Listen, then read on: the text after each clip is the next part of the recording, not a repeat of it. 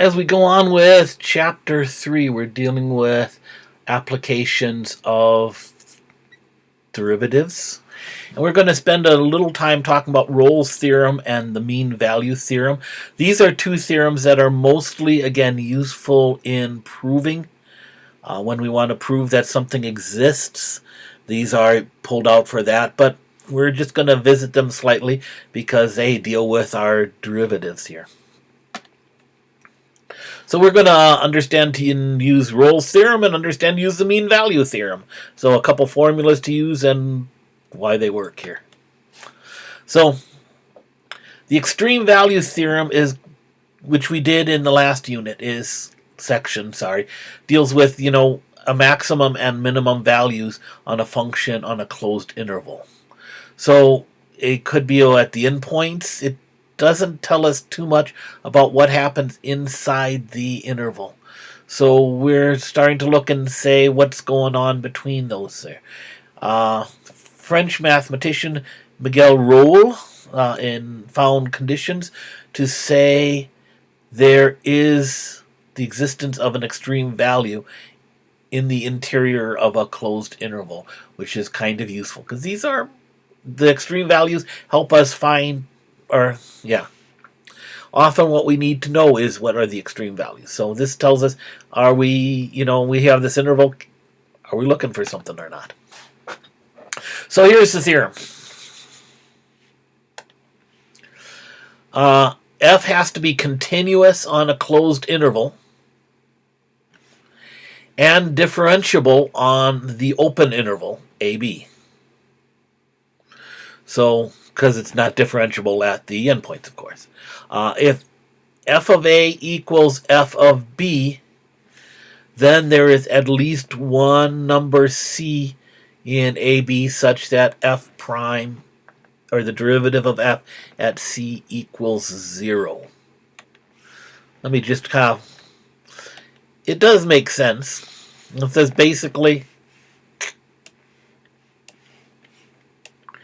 here's A, here's B.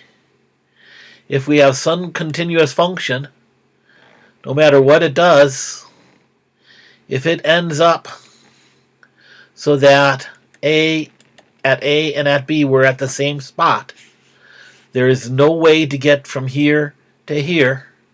If we are continuous and we're differentiable without having a point where the derivative is going to be 0. And that's basically what the Rolle's theorem says. It's kind of common sense, but it's once we have it in a theorem, we can use this to say, hey, because of this and this, I can guarantee that I have an extreme value in between them.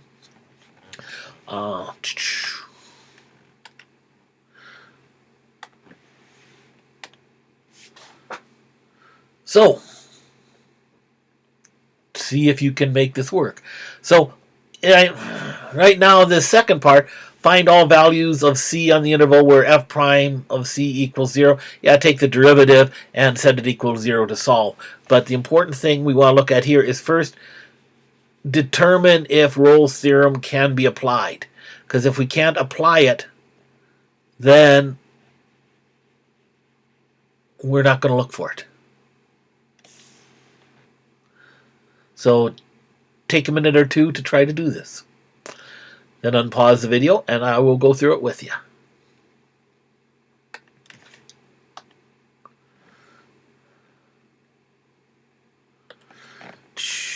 Take this down again.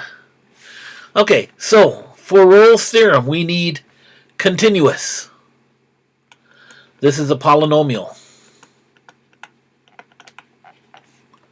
So it is both continuous and differentiable. So that checks. We also need to find out at the endpoints, are the endpoints equal to one another? So does f of negative 2 equal f of 4? So f of negative 2 is negative 2 minus 4 times negative 2 plus 2 squared That's 0, so that's 0. Nice. F of 4 is 4 minus 4 times I don't care. It's 0. So f of negative 2 equals f of 4. So we can use Rolle's theorem.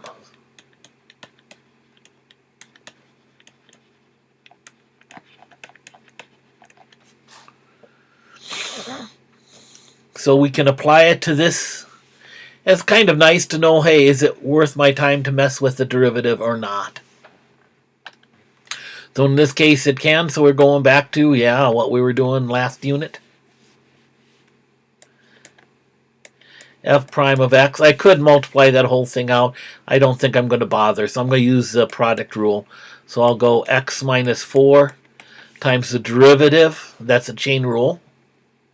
So we got 2 times x plus 4. Whoops. Plus 4. X plus 2 to the first power times the derivative, which would be 1. We add that to the derivative of x minus 4 is 1 times x plus 2 squared. And then we have fun, right?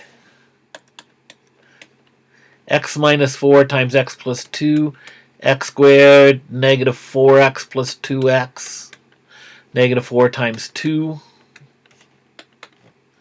X plus 2 squared is x squared plus 4x plus 4. So we got 2x squared minus 4x minus 16 plus x squared plus 4x plus 4 gives me f, the derivative of f is 3x squared. Those cancel. I like that. Negative 16. Plus 4 is negative 12. Whoops.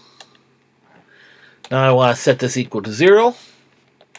So 0 equals 3x squared minus 12. So 12 equals 3x squared. X squared equals 4. So x equals 2 or negative 2. So both of these are on the interval negative 2 to 4. So my values of c are going to be 2 or c equals negative 2. Are the two values on the interval, closed interval negative 2 to 4, where the derivative will be 0. I look at the second one, x squared minus 1 over x. This has a discontinuity at x equals 0, which is inside the interval, so does not apply. We cannot apply Rolle's theorem on this because it is not continuous. Now that doesn't guarantee that there is not a place where the derivative is 0 on that interval. It still might happen, but we can't apply Rolle's theorem in this case, and that's really what we're testing in this example. That's all there is to Rolle's theorem. Woohoo! Okay. So let's look at the mean value theorem. Mean value theorem is maybe a little bit more useful. But basically, again, we're going with f has to be continuous on a closed interval and differentiable on the open interval. But we're no longer making f of a have to equal f of b. We said, I don't care what those two values are. We're saying somewhere on that interval, there is a point where the derivative is the same, the slope at that point is the same as the slope between those 2 points. That's basically what the mean value theorem. We're saying on average, what's your average? It's kind of like the idea when we talk about average versus instantaneous rate of change. You know, your average rate of change is your change in y over change in x. Your instantaneous would be at any point.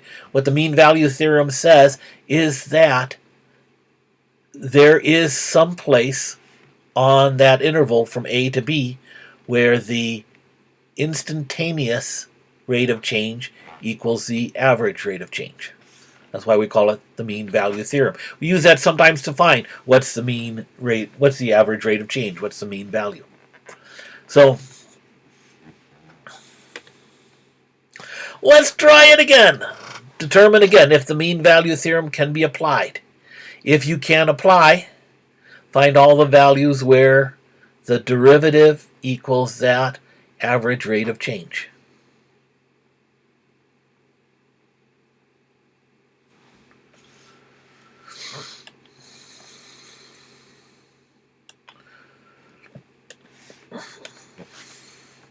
So first we need to make sure that it applies. And on this one, I don't even have to worry about the endpoints. I just need continuity and differentiability. And we look at the square root is continuous and differentiable on its domain. And the domain of the square root of 2 minus x is x has to be less than or equal to 2, because 2 would give me 0, square root of 0. If I'm bigger than 2, that's negative. We're into imaginary numbers. So the domain is x is less than or equal to 2. My closed interval is on that domain, so it is continuous and differentiable, so it's applicable. We can use the mean value theorem. Okay, so this is just, again, we're looking to say, when can we use it, when can we not? Because when you're going to be using the mean value theorem, it is mostly to just say, I want to prove that this exists someplace. So that's what we have to prove. Now we'll just go through a good practice doing your differentiation. You know, if f of x is the square root of x minus, 2 minus x, I'm going to write that 2 minus x to the 1/2 power. Then the derivative is going to be 1/2 times 2 minus x to the negative 1/2 times the derivative of inside, because again, this is a chain rule. Derivative of 2 minus x is a negative 1. Or I can say that's a negative 1 over 2 times the square root of 2 minus x. Now, according to the mean value theorem, we should be able to find a point where the derivative equals this. So I'm going to say f of negative 7, the square root of 2 minus a negative 7 is going to be 3. F of 2 is the square root of 2 minus 2, which is 0. So I need 3 minus 0 over b was negative 7. Oh, I didn't want to do that. I'm going backwards. I wanted this way. So if this is A and this is B, I did those. So it's going to be 0 minus 3 over 2 minus a negative 7 is going to have to equal a negative 1 over 2 times the square root of 2 minus x. So this is a negative 3 over 9. So I get a negative 1/3 equals a negative 1 over 2 square roots of 2 minus x.